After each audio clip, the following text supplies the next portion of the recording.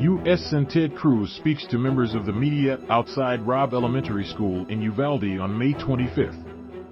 The deadliest school shooting in Texas history has prompted calls for a federal ban on semi-automatic weapons, something Cruz opposes.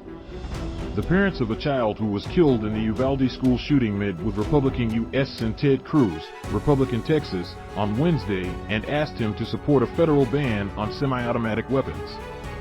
The senator declined and instead suggested increasing law enforcement presence on school campuses.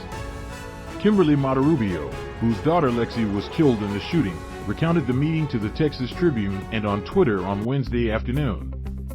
Felix Rubio, Lexi's father, presented Cruz a picture of his daughter in her child-sized casket while asking for a federal semi-automatic weapon ban, Monterrubio wrote. A total of 19 students and 2 teachers were killed in the massacre, the worst school shooting in Texas history. Monterrubio said she didn't expect Cruz to support gun control legislation before meeting with him, and she didn't think the Texas senator would change his mind. "We had the meeting because I wanted to hear what he had to say. I wanted him to say it to my face," Monterrubio said.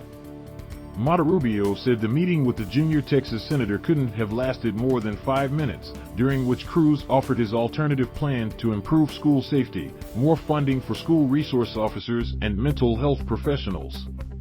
But she said her husband, Rubio, explained that more law enforcement officers in schools doesn't guarantee students will be protected, pointing to the 2018 shooting in Parkland, Florida, where a school resource officer was on the scene when the shooter arrived and killed 17 people.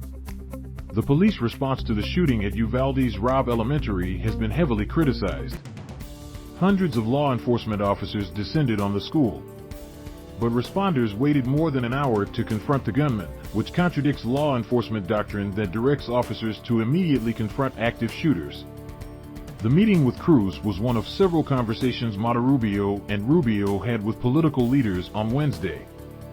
They were joined by family members of victims of other school shootings. The meetings were organized by the Newtown Action Alliance Foundation, a gun violence advocacy group.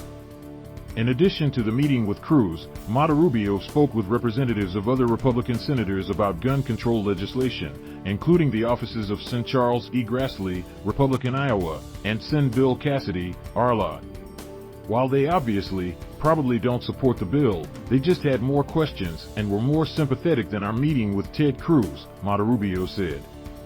That was really disheartening because this is our Representative Monterrubio, and Rubio testified before the House Oversight Committee in June during a hearing on gun violence, where Monterrubio called for a ban on semi-automatic rifles, raising the minimum purchasing age, red flag laws, stronger background checks, and an end to gun manufacturers' liability immunity. Monterrubio is a journalist for the Uvalde Leader News, and Rubio is a patrol deputy with the Uvalde County Sheriff's Office. Cruz's initial response to the shooting got immediate blowback, with critics calling his prayers empty without substantive gun legislation to match.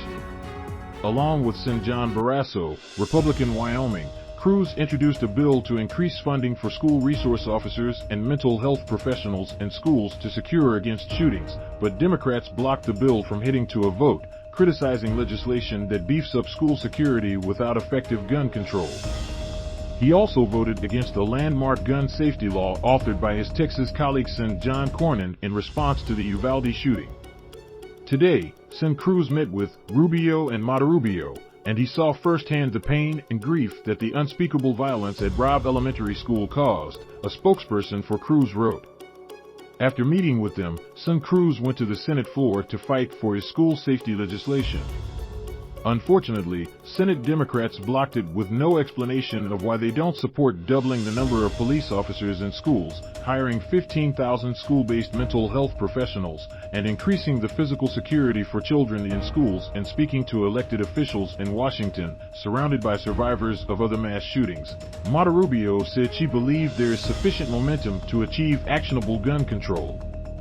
Cornyn's gun safety law, passed 1 month after the shooting at her daughter's elementary school, was the first major legislation on gun safety since 1994. It's too late for us, but we're fighting for other families, for other children, Monterrubio said. The Texas Tribune Festival is almost here.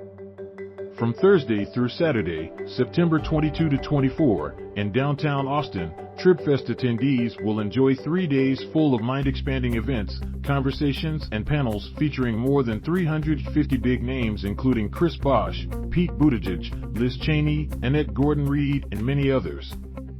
Join us for Texas' biggest politics and policy event when you buy your tickets today.